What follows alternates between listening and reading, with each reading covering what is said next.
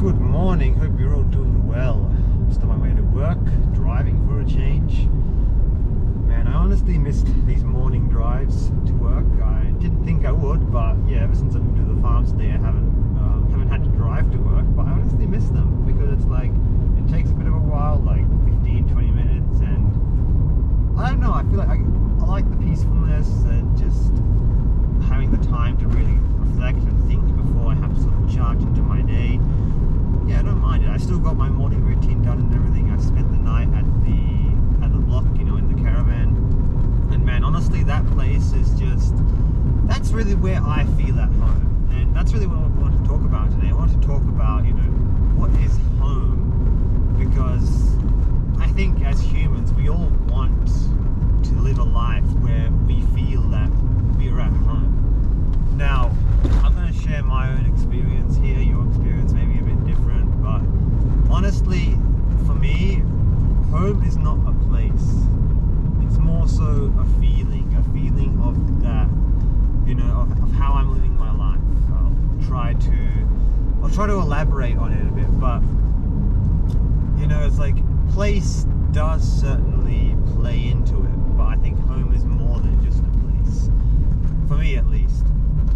Like, you're gonna have people who, spend a lot of time traveling, and it's possible for them, as they travel, to feel a sense of home, a sense of belonging. It's like some people really feel called to living a nomadic lifestyle. So, in a sense, they've gotten to the stage where home is not necessarily a single place. Home is just the lifestyle. So that's really, I think, what I've learned in the last few years. For me, home is also, deep inside, I think home is a lifestyle for me as well. It's not necessarily a place.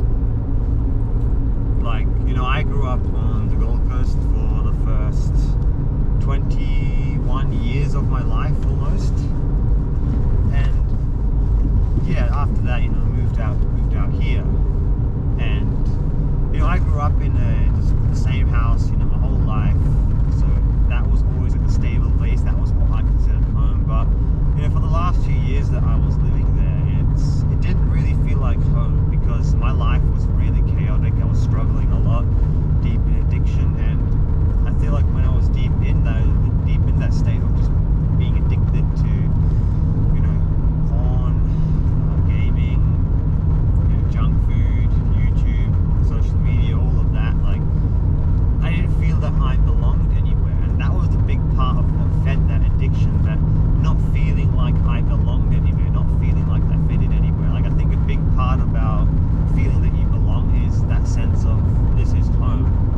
And it's possible to live your whole life where you don't have that sense of belonging, that sense of feeling that you're home. And I'm grateful for my childhood growing up. I mean, there wasn't a whole lot, at least on the outside, to complain about. I had a pretty average childhood, and I had my own share of struggles, as we all do, but I had a pretty decent childhood overall. It was quite average, I would say. But yeah, then as I got into my teenage years especially, addictions came along, and yeah, I sort of had this sense that this wasn't where I belonged. Like, I never really felt like I belonged anywhere. At school, I was always more like just an outsider. Like, I didn't fit into any crowd. I was always just on the periphery.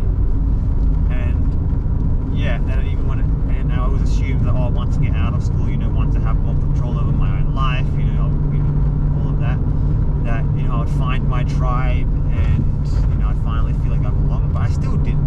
And then the whole thing with a certain sickness, a certain cough went around, which basically disrupted society as we knew it. And yeah, that was what really changed my life, pretty much forever. I mean, many people have forgotten about what happened during those years already. People are just back, living their life, all of that. I haven't forgotten. I really haven't, because it really opened my eyes in terms of the nature of, our society and all that. Now, I haven't talked too much about certain topics on this channel because it would probably get me certain things on YouTube we can't talk about, let's put it that way. But basically, I didn't fall for the narrative when they were pushing a certain medical procedure on the population. I chose not to get it. I think you guys can read between the lines. I'm not going to talk specifics here because this is YouTube, after all, censorship. But yeah, basically, I chose not to get a certain medical procedure. I lost my job, and yeah, that was basically what led me to make the decision that, you know, I had to leave. I had to leave the city, I had to leave the coast and just go and find where it was that I belonged. And hence I've moved out here ever since then. And yeah, it's not been easy to move out here at all. I mean, maybe I'll tell you guys more of a story of how exactly I ended up out here, but basically that's, I guess, a part of my story, how I ended up out here. And yeah, you know, getting back to that whole thing about that medical procedure, you know, what I will say, because I mean, some of you watching this probably won't have known, you know, my views on that and all of that, but basically, to summarize my whole views on it, you know, I don't care whether you are pro poke in the shoulder or anti poke in the shoulder. I don't care about those labels. The most important thing is that I believe everyone needs to have a free choice on whether they choose to get it or not to get it. That was my whole view on it. And the way that, you know, the powers that be, the authorities pushed that, especially, I mean, here and many other places, it was not right. It was not right, not at all. So I don't care if you are for it or against it, but at the end of the day, everyone should have a right to choose to get it or not to get it, and no one should be judged for making a choice based on their own free will. Anyway, that's all I'm going to say on that. But basically, yeah, I ended up out here, and yeah, I've done basically a few odd farm jobs here and there. Now I've sort of gotten more consistent work with the dairy that I'm at, and you know, I've met some great people out here, and I've learned a lot. I've gained a lot of experience. I've really gotten to the point where I feel like I finally belong. I finally found where home is. And do I fully feel at home? Well, not yet. There's a lot of work to be done. There's a lot of I'm nowhere near where I want to be, like in the long run, but of course that's an evolving process. Like I'm never going to get to the point where everything's completely perfect, where I'm completely happy here, but I would say I'm happier than I've been in a long time. I'm really grateful to be in the space where I'm at, and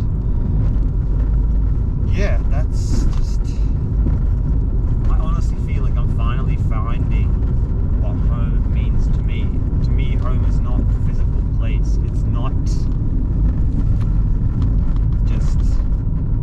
about that. It's just about lifestyle, how you choose to live your life. That's really what it's about for me. And for me, this feeling of home is, you know, it means spending a lot of time outdoors in nature.